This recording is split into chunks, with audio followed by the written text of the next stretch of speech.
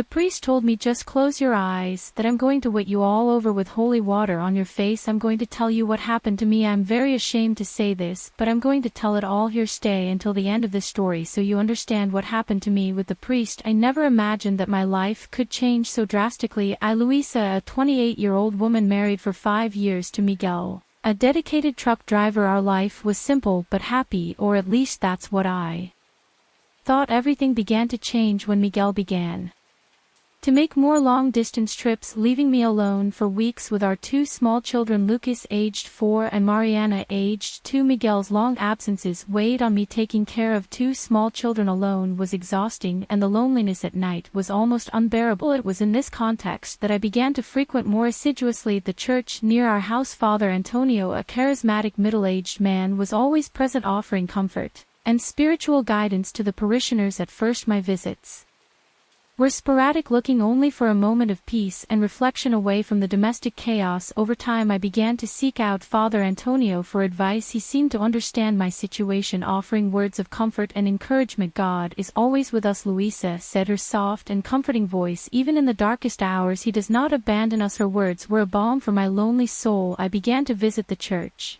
almost daily, often staying after Mass to talk to Father Antonio. He listened patiently as I vented my frustrations, fears, and the growing distance I felt from Miguel. One particularly difficult day I arrived at the church crying. The children had been especially difficult, and I had received a call from Miguel saying that his trip would be extended for another week. I felt overwhelmed, alone, and desperate for some kind of connection. Father Antonio met me in the empty church, his eyes full of concern. Luisa, what happened? She asked, her kind voice between dullness. I spoke about loneliness, tiredness, fear that my marriage was falling apart. Father Antonio listened to me in silence, his hand occasionally touching my shoulder in a gesture of comfort. When I finished speaking, she looked at me intensely. Luisa said, her voice lower than normal, you carry a great burden, but God can free us from our sins and give us strength to move forward. I don't know exactly how it happened, but suddenly her lips were on mine. The kiss was very intense, desperate, loaded with all the loneliness and repressed desire that I had been feeling for months. A part of me knew it was wrong, that it went against everything I believed, but another part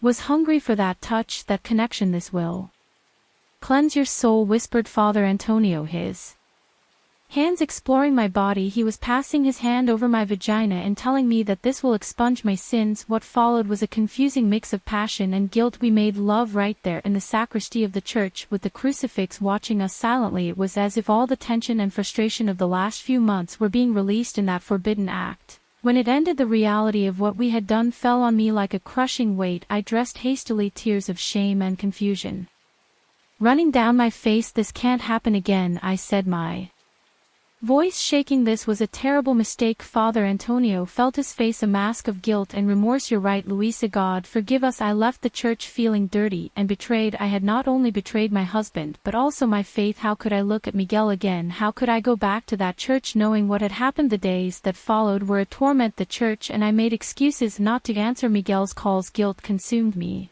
but at the same time a part of me longed for that connection that I had felt, even if it was for a brief moment. 2 weeks after the incident, Miguel came home to see him playing with the children. His tired but happy smile made my heart break. He didn't deserve this. That night, after the children went to sleep, I sat with Miguel on the couch. My heart was pounding, knowing I needed to tell the truth. Miguel, I began, my voice barely a whisper, there's something I need to tell you. He must have noticed the seriousness in my voice, because immediately his smile disappeared, replaced by a worried expression. What's wrong, Lou? It's happened, something with the kids. I took a deep breath, gathering all the courage I could. No, the kids are okay. It's about me. I did something terrible, Miguel. I betrayed you. The silence that followed was deafening. I saw Miguel's face go through a series of emotions: confusion, disbelief, pain, and finally anger. What with who? He asked, his voice shaking with emotion. I closed my eyes, unable to look him directly. With Father Antonio. Miguel stood up abruptly, knocking over the cup of coffee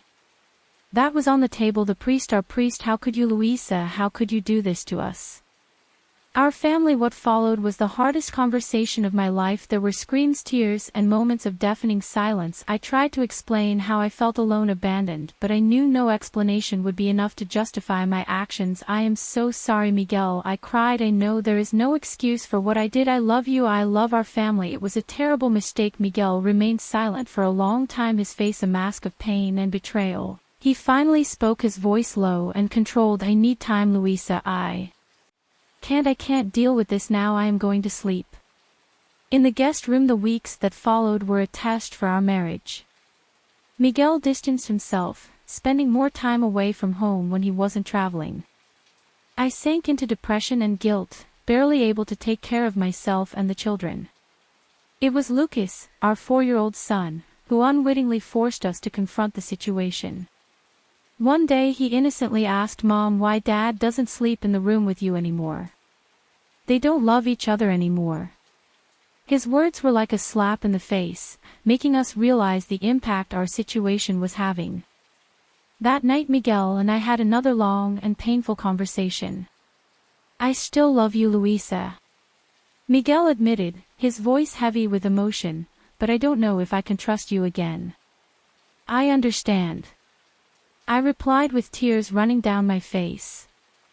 But I want you to know that I am willing to do anything to fix this, to regain your trust.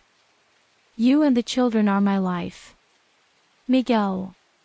It was Miguel who suggested that we seek counseling.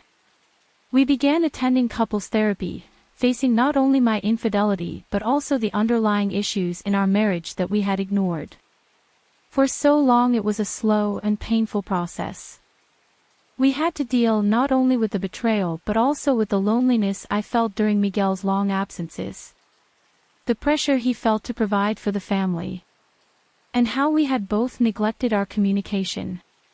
Father Antonio was transferred to another parish. Shortly after the incident, I learned that he was also seeking counseling to deal with his own issues. Although I still struggled with feelings of guilt and shame, I slowly learned to forgive myself, understanding that forgiveness was essential for healing. Months passed and slowly Miguel and I began to rebuild our relationship. It wasn't easy. There were moments of doubt, sadness, frustration, but there were also moments of deep connection, shared laughter, renewed love. Miguel made an effort to reduce his long trips, prioritizing being more present at home. I, for my part, learned to be more independent, to find healthy ways to deal with loneliness. When he was away a year after the confession, Miguel surprised me with a gesture that left me speechless. He came home one day with 2 new rings.